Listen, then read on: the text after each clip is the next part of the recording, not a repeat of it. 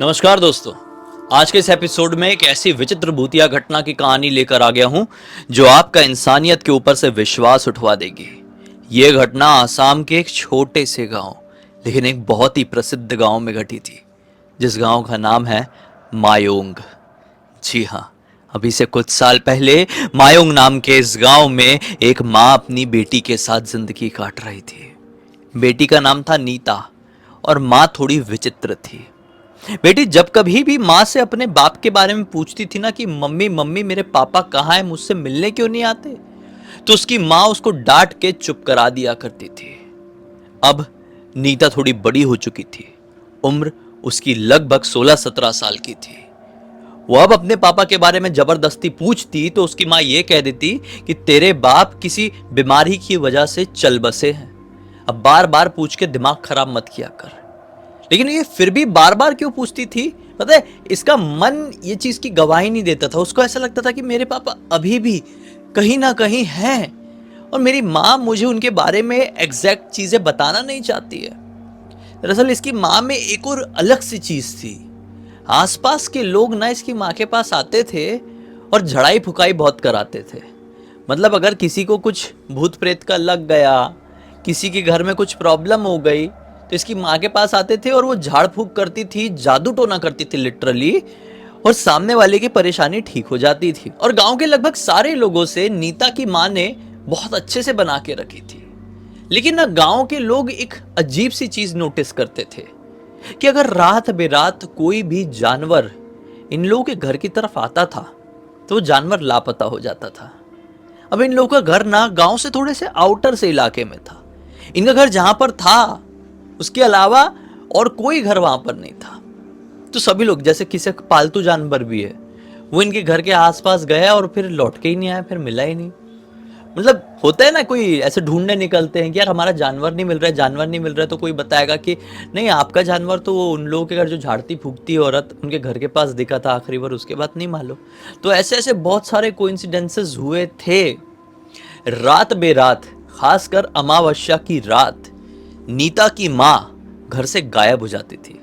घर पे रहती नहीं थी वो जब कभी भी नीता अपनी माँ से पूछती थी कि माँ पिछली रात कहाँ गए थे, तो उसकी माँ बताती थी कि मैं जंगल गई थी, मैं लोगों को झाड़ फूक करती हूँ ना, उससे जुड़ा हुआ काम करने जाती हूँ, उसकी थोड़ी सी मुझे सिद्धियाँ प्राप्त करनी होती है इसलिए मैं जाती हूँ। तो नीता को ना अपनी माँ के साथ थोड़ा सा तो अनकंफर्टेबल लगता था। आप खुद ही सोचो ना कि आपके परिवार में कोई भी व्यक्ति ऐसा करने लगे तो आपको थोड़ा सा तो अलग लगेगा, बिल्कुल नॉर्मल तो रह नहीं पाओगे। तो इसको भी ऐसे ही लगता था। इसलिए जब कभी भी मौका मिलता था, नीता अपने मामा के घर, दरअसल इनके जो मामा हैं वो बड़े शहर में रहा करते थे, असम के गुवाहाटी नाम के शहर में, अपने मामा के घर चले जाया करती थी। काफ़ी समय तक वहाँ पर रहती थी और फिर अपने घर आती थी। पढ़ाई लिखाई की बात करें तो नीता पढ़ी लिखी थी ही नहीं। इसकी माँ ने इसको थोड़ा बहुत क्लासेस में पढ़ाई होगी, उसके बाद इसका भी पढ़ने का मन नहीं किया और इसकी माँ ने भी इसकी तरफ बिल्कुल ध्यान नहीं दी। उसकी माँ का एक ही फोकस था, रात रात भर घर से गायब रहना और दिन भर कोई आए तो उनकी झड़ाई भुकाई जादू टोनाई उनके ऊपर करना। धीरे धीरे करके गांव के लोगों ने अजीब सी चीज़ नोटिस करना शुरू कर दिया। कुछ लोग कहने लगे कि कभी कभी क्या होता है कि रात में इनके घर से किसी के बच्चे के रोने की आवाज़ सुनाई देती है। और ये वही रातें होती थी जिन रातों को नीता इस घर में नहीं होती थी। मतलब नीता की माँ घर पे अकेली है तो उस घर से कभी कभी बच्चे की रोने की आवाज़ सुनाई देगी। गांव के लोग ये कहते थे और अगले दिन कोई भी उसके घर के आसपास जाए तो कोई बच्चा होता नहीं था। ये लोगों को बड़ा ऑकवर्ड लगता था कि ऐसा कैसे हो सकता है। अब वो तो बुढ़ी हो गई है, नीता की शादी वादी हुई नहीं है, तो इनके घर पे बच्चा आता तो आता कैसे है। दरअसल इसके घर पे इसके जितने भी रिश्तेदार थे एक बार आके गए थे। छोटा सा गांव है, गांव के लोगों को पता है कि इनका कौन कौन रिश्तेदार है और इनके पूरे खानदान परिवार में बच्चा लड़का है कि नहीं। तो सबको मालूम था इनके खानदान में ऐसा कुछ है नहीं, लेकिन फिर भी कई रातों में बच्चों के रोने की आवाज़ क्यों सुनाई देती है। कई बार लोग ये भी कंप्लेन करने लगे कि हम भाई उससे घर के सामने से गुजरते हैं ना तो बड़ी ही गंदी सी स्मेल आती है कुछ बनने की। गांव के बहुत सारे लोग ये कंप्लेन करने लगे कि ऐसी स्मेल तो बकरा भी बनाओ घर पे तो नहीं आती है, इसके पास से कई बार क्यों आती है। और इसके घर से ऐसी स्मेल तभी आती है जब इसकी लड़की घर पर नहीं होती, अपने मामा के घर गई हुई रहती है। बस गांव के लोगों ने ये सारी चीजें नोट करके इसकी सारी एक्टिविटीज पर ध्यान देना शुरू कर दिए।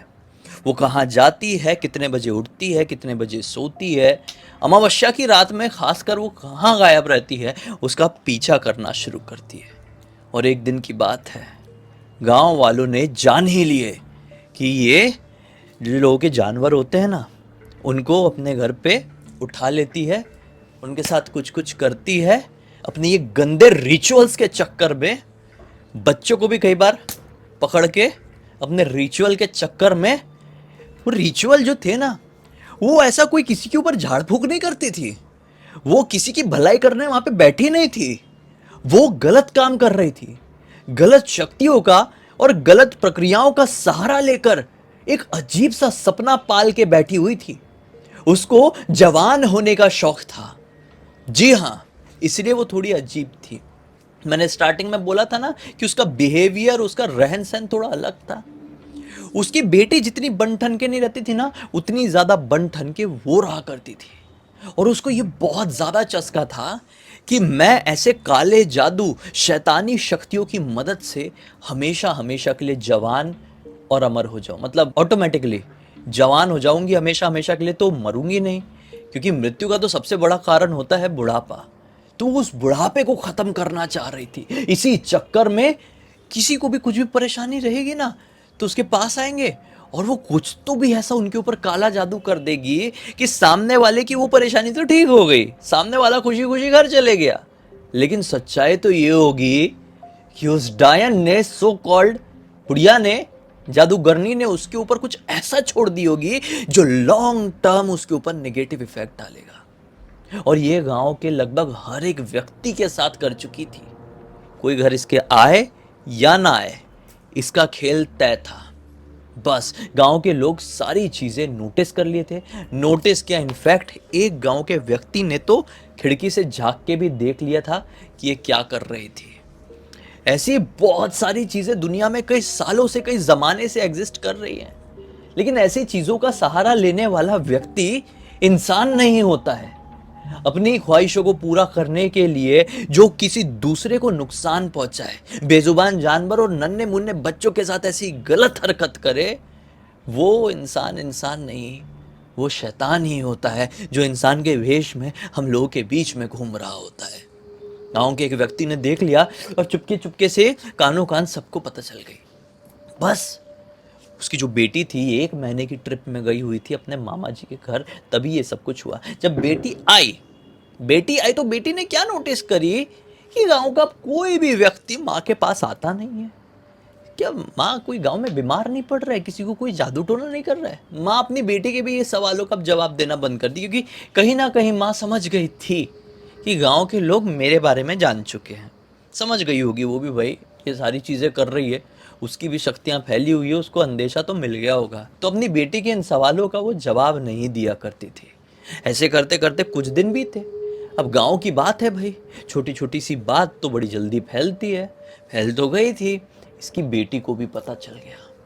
इसकी बेटी को पता चल गया कि मेरी माँ तो माँ नहीं, डायन है।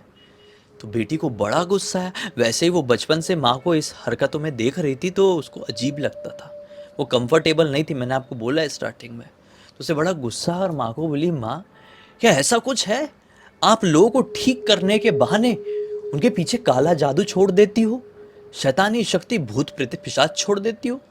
अगर ऐसा है माँ तो आप बहुत गलत करती हो। तो उसकी माँ ने इसको 4-5 चमेट धर दी और क्या बोली, धमकी दी कि आज के बाद से मेरी और मेरी चीज़ों के बीच में आई ना, तो सच बता रही हूँ, बाहर ढूंढने जाना पड़ता है अपना शिकार, जाऊंगी नहीं, तुझे ही बना लूंगी। बस उस दिन के बाद से नीता इतनी डरी डरी रहने लगी, माता कुमाता यहाँ पर हो गई है कि नहीं, जो कभी होता नहीं है नॉर्मली पूरी दुनिया में, लेकिन इस घर में ये केस चल रहा था, इसलिए बेटी अपनी माँ से एकदम डरी डरी डरी डरी रहने लगी। एक दिन ऐसे ही वो अपने मामा जी से बात कर रही होगी, मामा जी आए थे गांव में, मामा जी ने नोटिस कर लिए कि यार अब इस घर में, इस गांव में वो बात नहीं है, कुछ गड़बड़ हुआ है क्या? तो उसकी बेटी ने डरे सहमे में अपने मामा को सारी बात बता दी। उस समय माँ आसपास थी नहीं। मामा ने बोले, बेटा तू चल मेरे साथ। मुझे मेरी बहन के ऊपर पहले से ही विश्वास नहीं था, अब जो तू बता रही है मुझे यकीन हो गया कि ये औरत ही गड़बड़ है, ये डायन है और डायन के घर पर रह के कोई मतलब नहीं है। तू चल मेरे साथ, अपना बोरिया बिस्तर बांध, वो रोकेगी तो मैं बीच में आऊँगा। ये अपना बोरिया बिस्तर बांधी और ये निकलने लगी अपने मामा के साथ शाम के समय।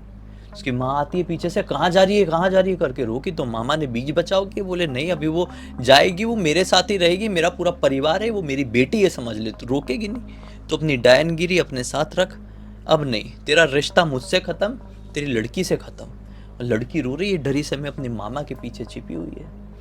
वो डायन रोई गई वहाँ पे, हाँ बहुत रोई गई। फाइनली मामा नीता को लेकर चले गए। रोती रही, रात हो गई, रात के लगभग बज गए 2। खाना वाना नहीं खाई, ये अपना कोई रिचुअल अनुष्ठान काला जादू वाला काम नहीं करी। आज अमावस्या की रात भी थी और ये जंगल नहीं गई थी। अब मैं आपको एक डीप वाली बात बताता हूं। जो लोग इतने घोर साधक होते हैं ना, काली शक्तियों के, काला जादू, शैतानों के, उनके लिए बहुत ज्यादा इंपॉर्टेंट होता है अमावस्या की रात को वो जंगल में जाए। उनका पर्टिकुलर स्थान होता है, वहां पर वो जाएं और अपनी रिचुअल्स करें। अगर नहीं करेंगे तो शैतान या काली शक्तियां उसके ऊपर क्रोधित हो जाती है। और शैतान या भूत प्रेत पिशाच किसी के ऊपर क्रोधित हो जाए तो क्या सामने वाला इतनी आसानी से रह पाएगा? नहीं रह पाएगा ना।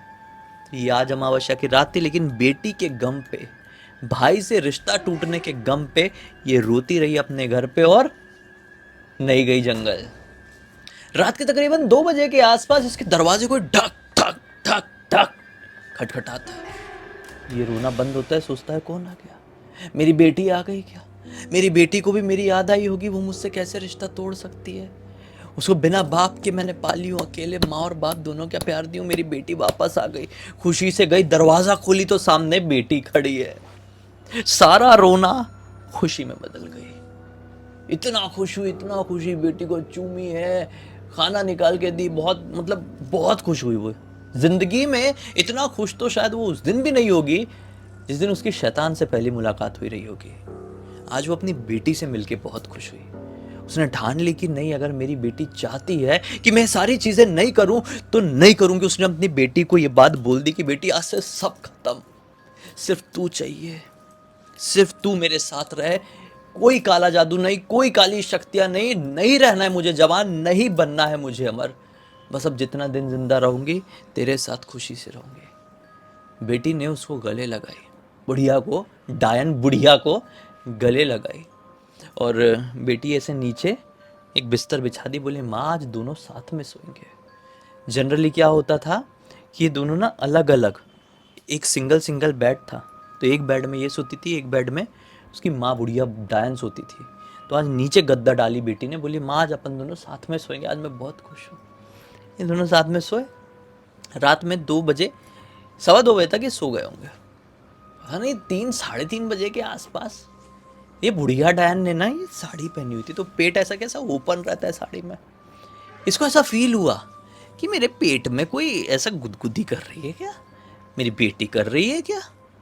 यहाँ खोली और देखी कि बेटी ना पेट में ऐसा, अभी इसको पेट समझो, बेटी पेट में ऐसा ऐसा ऐसा ऐसा कर रही है। तो बोलती भी है, क्या कर रही है नीता, सो जा, गुदगुदी लग रही है मुझे। तो ऐसा करती नीता, फिर ऐसे ऐसा करने लगती, पेट में कर रही है नीता इसके।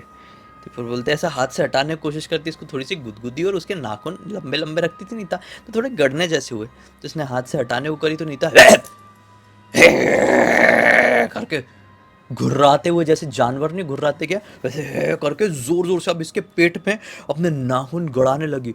और इतनी जोर से गड़ाई ना, वो हटा ही नहीं पाई, इतने जोर से अचानक से खच से कर दी कि लाल पानी निकल गया पेट से। पेट से लाल पानी निकल गया, समझे आप? क्लियर नहीं बोलूंगा।